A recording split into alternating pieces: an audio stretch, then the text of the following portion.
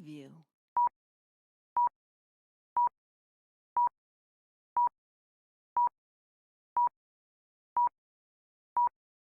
Preview.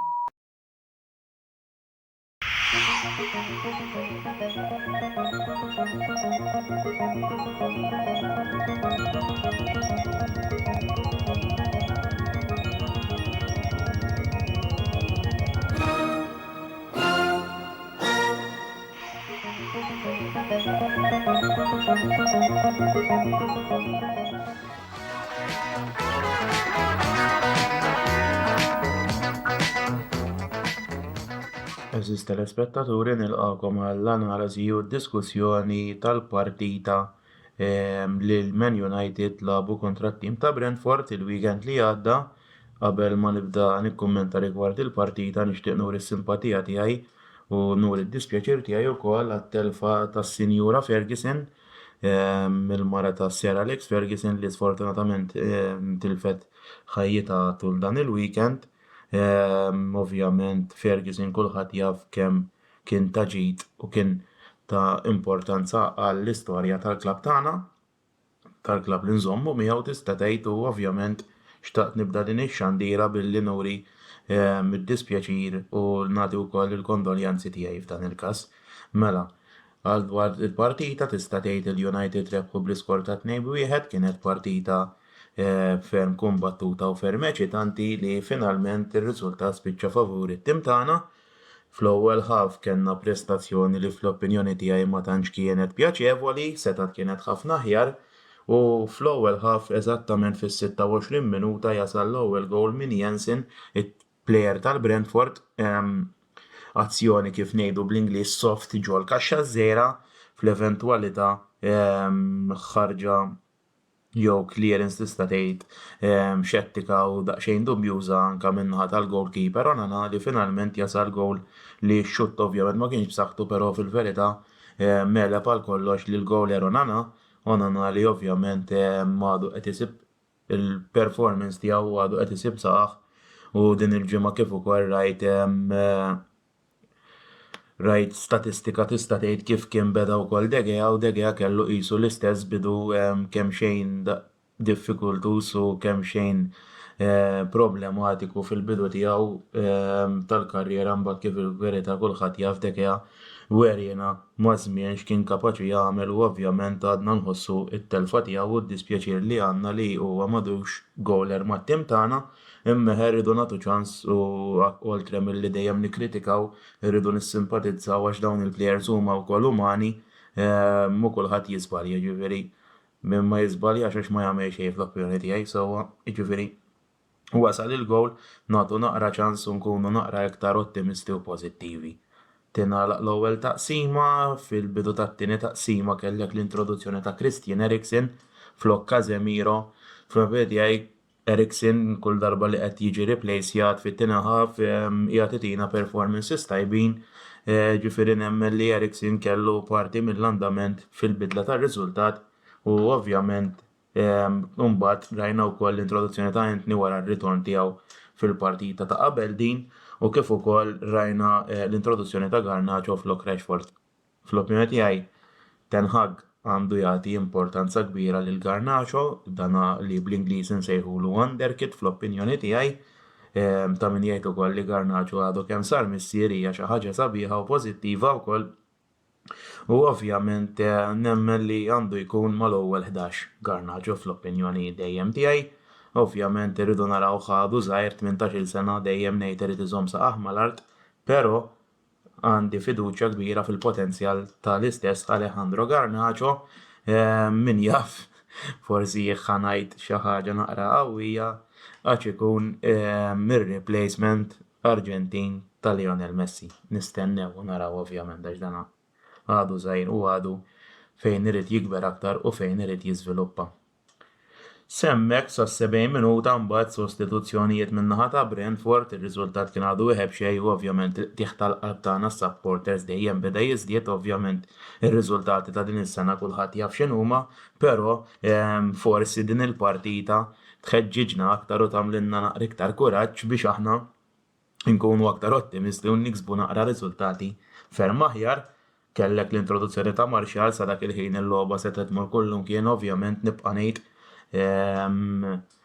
konna mhux daqshekk ħażin, jiġifieri naħseb waħda mill-partiti li tajna qalbna dan l-istaġun u mbagħad ovvjament jidħol il-hero tal-partita fl-opinjoni tiegħi bis-saħħa tiegħu inbidel ir-riżultat. Il-plejer huwa kif kulħadd jaf Scott McTominay, il-plejer Skoċċiż li ta' min jgħid ukoll li huwa top scorer fil-qualifiers tal-Euro mat-tim ta' Scotland magħna ma tantx qed isib postu imma f'din il-performance, f'din il-cameo kif jgħidu l-Ingliżi tagħna il-100.1% tiegħu u sarra fir-riżultat fir-rebħa u fit-3 punti. Mela, McTominay kien għadu dieħel sa' 90 minuta għadna wieħed b'xejn minn taħt skużawni u fin-90 plus 3 jasal l-ewwel gowl ta' McTominay, gowl jiġifieri li kien sabiħ ħafna fl-opinjoni tiegħi u li minn hemmhekk bdejna nemmnu ta' min jgħid ukoll li ftit sekonda qabel kien hekk gowl offside bil-VAR. On goal f'dal-każ kien għax devjazzjoni ta' takka ta' Martial li fil-verità meħen li kien offside jiġifieri d-deċiżjoni ttieħdet mod tajjeb u kif kont qed ngħid jasal il-1-1 ta' McTominay jiġifieri u hemmhekk badna nemmnu u badna nimtlew bil-kuraġġ biex fil-verità waslu 3 punti biex fin-90 plus 7 fl-aħħar mumenti tal-partita fejn ovvjament dak il-ħin bħala supporter tal-United l-adrenalina tkun daqsxejn għolji iktar mis-soltu u ovvjament niftakru wkoll kif għadni kemm semmej ftit tal-ħin ilu qabel ma bdejt din l-analiżi fil-Fergie time il għaliex konna magħrufin ħafna li indawru r-riżultat fl-aħħar sekondi jew minuti tal-partita u hekk ġara f'dan il-każ McTominay minn assist ta' Harry Maguire li ta' min jgħid ukoll l-istess jekk wieħed il-ħin kollu jikkritika l-Onana, Maguire kulħadd jaf li dejjem ittimbrat u dejjem kritikat assist perfett daqqa ta' ras kienet daqqa ta' ras tajba biex finalment McTominay jidawwar ir-riżultat favur tagħna u jaslu 3 punti ferm sbieħ u ferm ta' kuraġġ għat-tim tagħna u s-supporters tat-tim tal-United. Ovvjament qabel il-waqfa tal-international break nemmen li din ir-rebħa miżidilna wkoll il-pożittività u timlina wkoll kuraġġ għall jmiss għall-partiti ta' wara. Ovvjament issa nistennew naraw l-international breaks hopefully ma jirritornawx players imweġġejn għax ovvjament l-injuries għadhom persistenti fit-tim tagħna fl-ewwel 11 qiegħed ikollok Lindelof flok Lisandro Martinez, Varane kultant ukoll ikun jagħtem però Varane sfortunatament iweġġa spiss. Kenna lil Harry Maguire jiġifieri tista' tgħid l-ewwel 11 overall jiena li jagħtaw lejt minn 10 jiġifieri 80% minn 100 il-players taw performance tajba ħafna. Kellek logħba wkoll sħiħa ta' Johnny Evans il-veteran li qiegħed ikun involut mod il-mod minn Ten Hag u ovvjament jiġifieri nistgħu ngħidu kienet rebħa l-imlietna b'tama għal riżultati aħjar fil-jiem li ġejjin, jiġifieri kuntent u sodisfat b'dan ir-riżultat bit-tim li nżomm miegħu jiena. Finalment nixtieq nirringrazzja lit-telespettaturi tas-sosten kontinwu li tagħtu lill-paġna tagħna u lill-videos tagħna, nsellem ukoll lill-YouTubers kollegi tiegħi ta' kemm jagħtu ħin u ta' kemm jagħmlu kuraġġ lill-kollegi kollha tagħna biex nibqgħu għaddejjin u qabel ma ngħaddu għar-riklami nixtieq ngħidilkom li l-kollegament ta' warajja ħajkun mill-ħabib tiegħi Kopajt Chris li ħajanalizza l-logħba li Liverpool kellhom kontra t-tim ta' Brighton u finalment kif dejjem ngħid glory Man United u ntikom il-kumplament tas-serata tajba. Saħħit.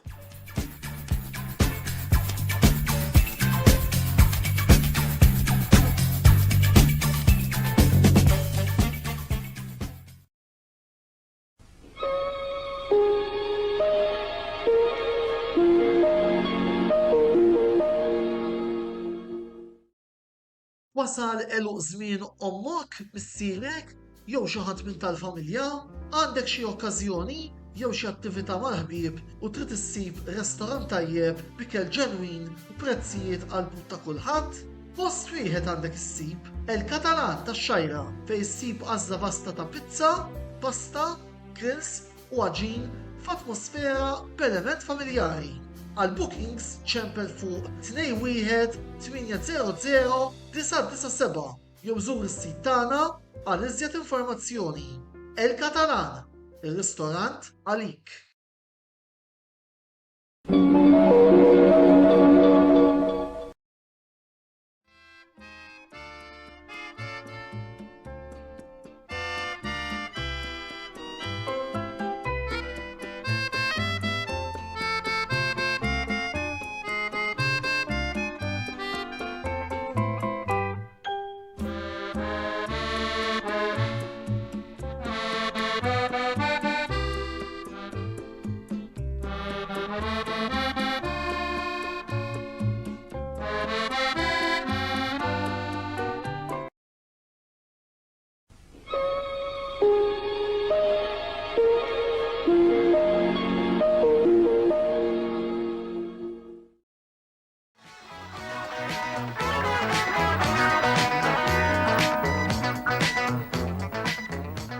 Segwaċi tal-Kamra Sportiva, programm ieħor ta' Migzone. Llum jiena l-unika wieħed fejn mhux ħankun qed nikkummenta fuq rebħa tal-iskwadra tiegħi.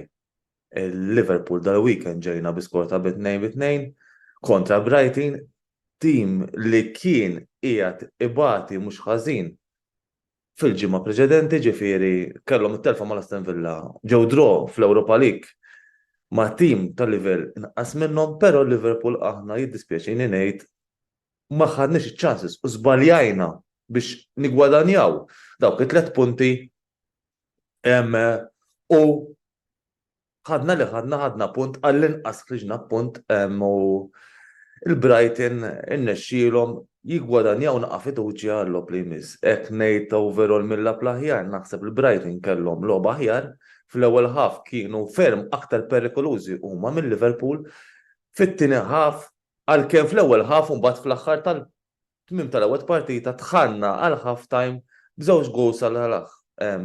X'ġara fl-ewwel ħaf? Fl-ewwel ħaf jiddispjaċini ngħid li l-ewwel goal li qlajna kien tort tad-diviża.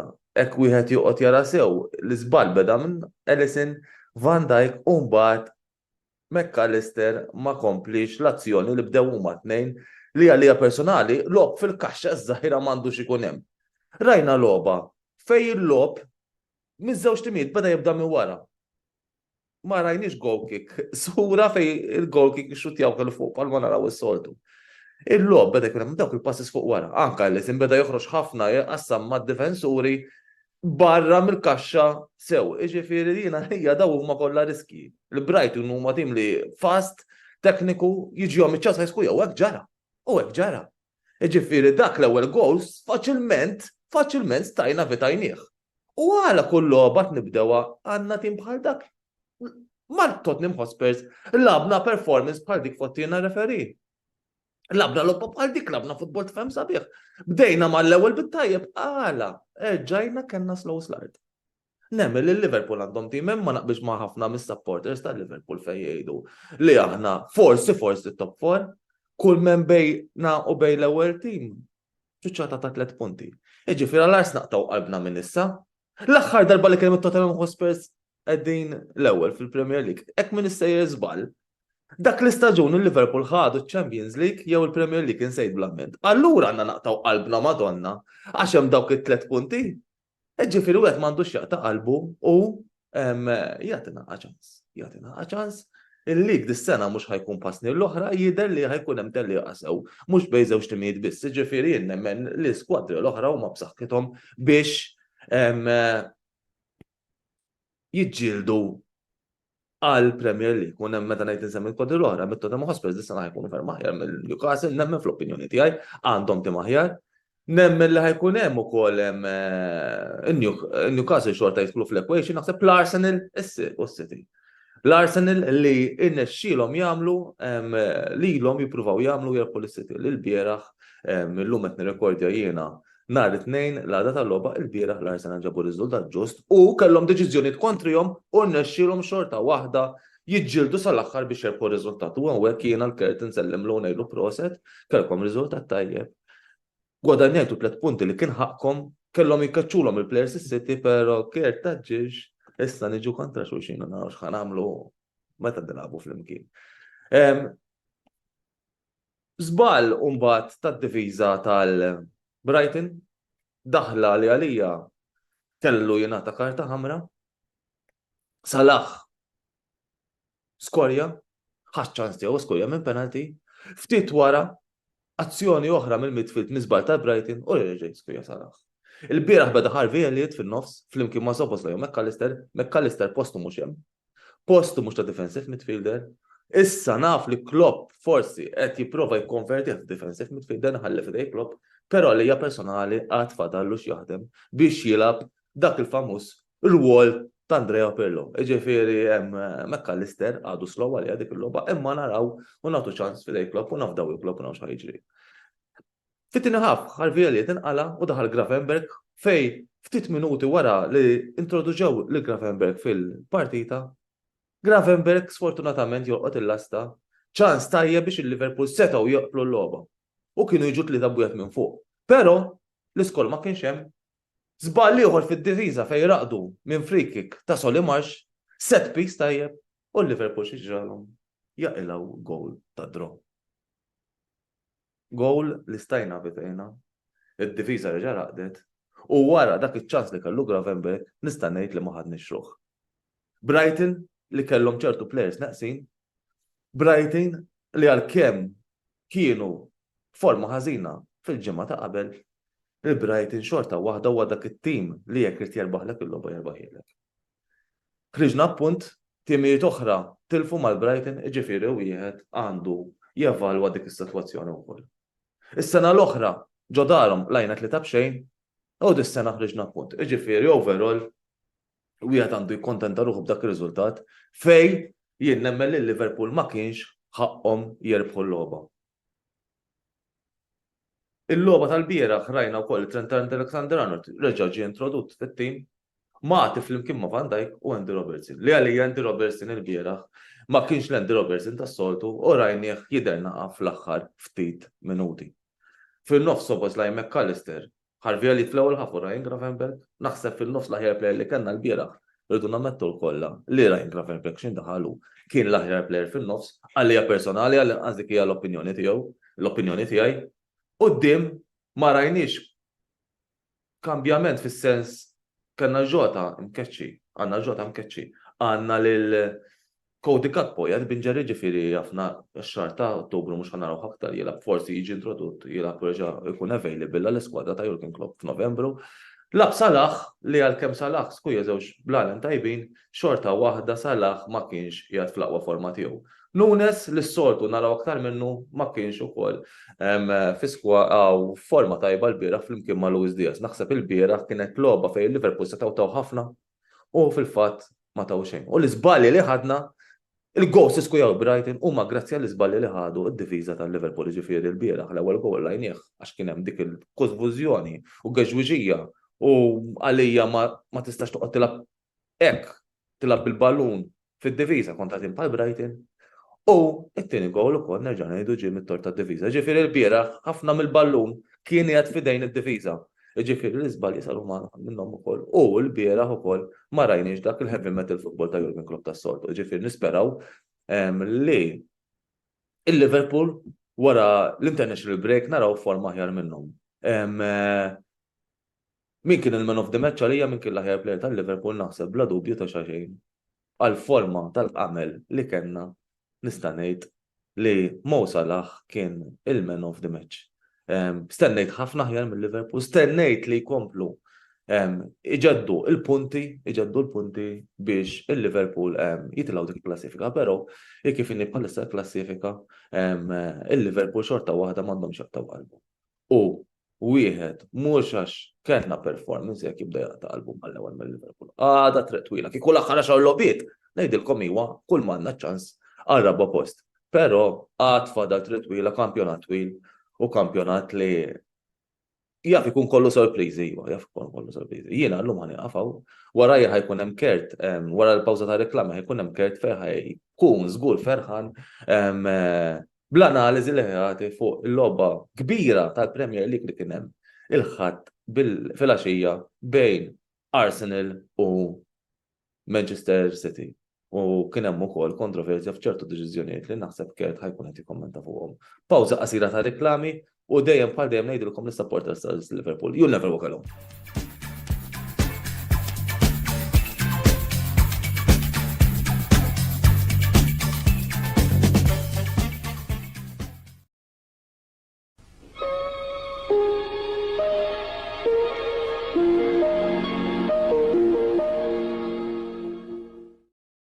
Ħajja tifranka ftit flus fil-waqt li tkompli tixtri bil-kumdità, Game Breaker fetaħ skema li meta inti tixtri online mis-sit uffiċjali tagħhom jew mill-ħanut li għandhom ġewwa bil-Kirkara, tkun tista' tigwadanja punti li eventwalment tkun tista' tsarraf fi skonti eċċezzjonali.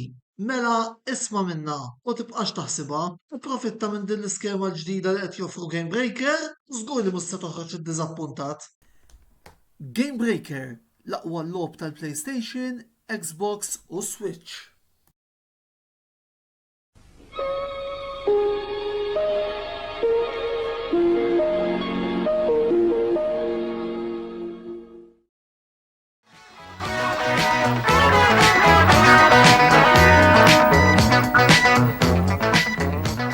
Kom Kert, il-YouTuber tarsa, programmi għal Mixzone, fejn ma'kom ħankun nitkellem dwar il-logħba l-biraħ lura bej Arsenal u City. Qabel nibda nagħti l-analiżi u ħsibiet tiegħi dwar il-logħba, nixtieq ngħid li din ir-rebħa verament kien jistħoqilna, speċjalment tal-mod kif bejn nilagħbu fit-tinħaf. Rebħa li tfisser ħafna lejn supporters, kif ukoll għall-players, il-coach u l-staff tekniku u l-bord tad-diretturi. Hija rebħa li waqqafna rekord ta' 12 logħba nfila dejjem jirbħulna City, speċjalment ħom aħna wkoll kellna rekord ħażin. Fl-aħħar nistgħu ngħidu qelibna l-qawwa dominanza ta' dan it-tim. Biex tikkompeti għal-lig trid terbaħ timiet bħal City bl-ebda dubju, speċjalment biex tibqa' ras imbras magħhom sal-aħħar tal-istaġun. Għaliex hekk kieku rebħulna żgur li nemmen li jibda jidher ftit biċċa li ħarġgħu jkunu huma li jieħdu lik. Kif inhi l-affarijiet bħalissa ma tistax tgħid se jiġri, biss però nemmen li żgur li ħankunu hemm aħna sal-aħħar tal-istaġun nikkombattu għal-lik. Niġu għall-logħba, doblu l-ewwel ħaf rajna ħaf kemm xejn kwieta mid-ġixtimijiet. Fil-bidu rajna element ta' biża' nemmen fit-tim tagħna. Ma kinux għasek perikolużi bħala ċansijiet, biss però għal-mod kif bdew jippressaw u bdew jirbħu l-corners u set pieces bdew jidhru biċċa li rridu jmorru fil-vantaġġ, biss però d-difiża għamlet verament xogħla tajjeb u żammithom kwieti. Nistgħu ngħidu għal City kull ma kellhom one clear cut chance ta' ngħid li tefgħu kemm huwa li mill-asta ta' Raja. Ġarajna l-inkompetenza wkoll tar-referi Michael Oliver mhux l-ewwel u qassa jkun tal-aħħar b'deċiżjoni żiena. Rajna fawl ta' Kovacic fuq Odegaard, fawl verament ikraħ minn wara u il-fuq mill-aksa kienet saqajh. Michael Oliver iddeċida li teħsafra bil-VAR qablet mad-deċiżjoni u Kovacic baqa' bil-ground. Biss 30 sekonda wara Kovacic jagħmel fawl ikraħ fuq darba fuq Declan Rice, tekkilu wkoll kemm xejn kera u Michael Oliver iddeċida li ma jagħtix karti. Żgur li s-City kellhom jitlu l-ewwel ħaf bi Player Nies. Player Nies kienet tagħmel aktar diffiċli għas-City u jaf kienet tkun faċli għalina wkoll, biss però nemmen l-pjan ta' Ardieta kellu pjan verament tattikament tajjeb ħafna ħadem għall-formazzjoni u l-istil ta' futbol li jilgħab Pep Guardiola. Nemmen li s-City preparaw skwadra biex waqfu l-Saka, kulħadd jaf li l-Robatana nibbażaw aħna u dik il-linja ta' Saka. Saka kien hemm stqarrija wajdut li ħajkun fl-skwadra, nemmen li forsi kienu mind games minn ħadd Arteta wkoll. U Arteta ħasad il-Gwardjola b'din deċiżjoni u kellu pjan B biex nilagħbulhom u nikkompetulhom. Ġenerali Raja bejn l-asti, Raja jidher biċċa li issa huwa number 1 ta' Arteta, birazam clean sheet, biss però fil-bidu speċjalment fl-ewwel half kien kemm xejn mhux ħażin. Malli nibdew ballum wara, beda jżomm il-ballum verament ħafna għal ta' ħin, beda jinvita l-Alvarez u Haaland biex jippressawh, fejn minnhom kien għamel żball kbir ukoll, xi ma kienu xi ballum mill-ewwel. Mar biex jixxutja u Alvarez daħħal saqajh u konna laki li ballu ma sabx ix-xibka. Però kif diġà qed is-City ma kellhomx xut perikolus li tista' tgħid li taw trabil ir-Raja wkoll. Però mbagħad Raja nistgħu ngħidu li hu tiegħu nutulu wkoll, distribution ma kienx ħażin laqqas, kien deċiżiv fil-ħarġet li beda jagħmel fis-set pieces. Il-bija overall ma nemx li kellu ħażina għall-aħħar. Ġajna rajna il-partnership ta' Saliba u Gabriel, flimkien verament qed jidhru kemm huma kompatti u diffiċli ħafna biex tgħaddi. Żammew il-Haaland kwiet għal tul ta' ħin, diġà għamluha fiċ-Charity Shield ukoll, speċjalment Saliba bħalissa FIFA ma dejjem għarx nistema bajjes mhux ħanajd fid-dinja.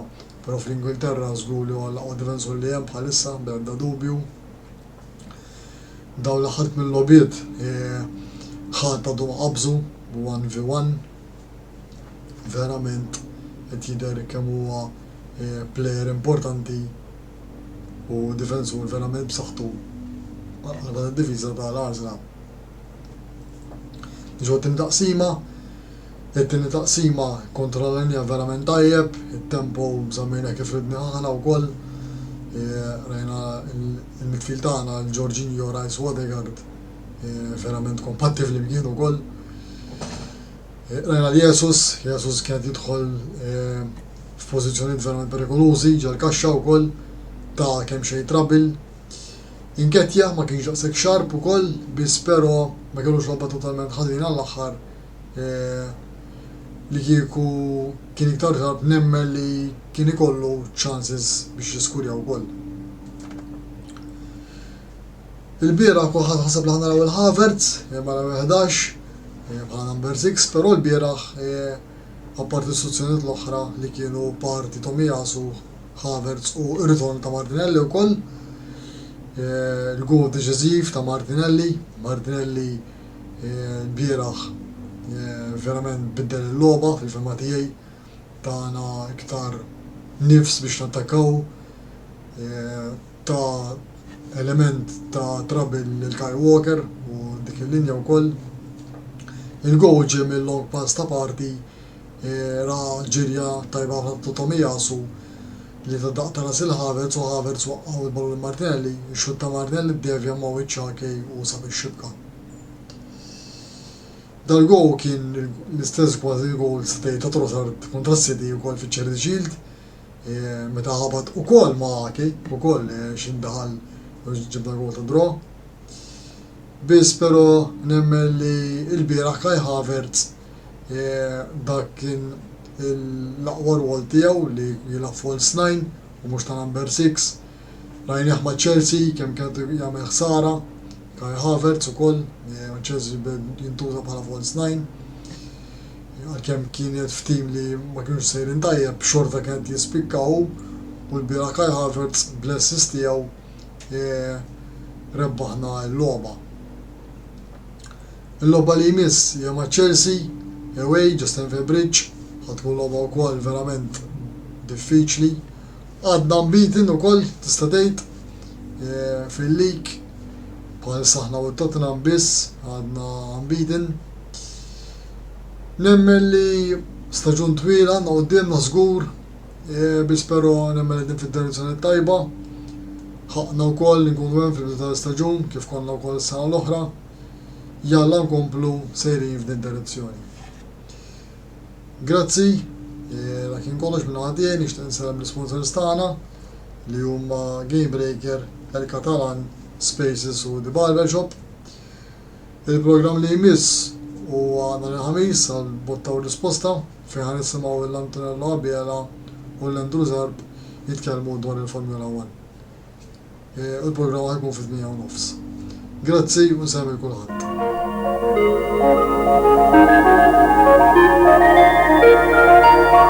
Thank you.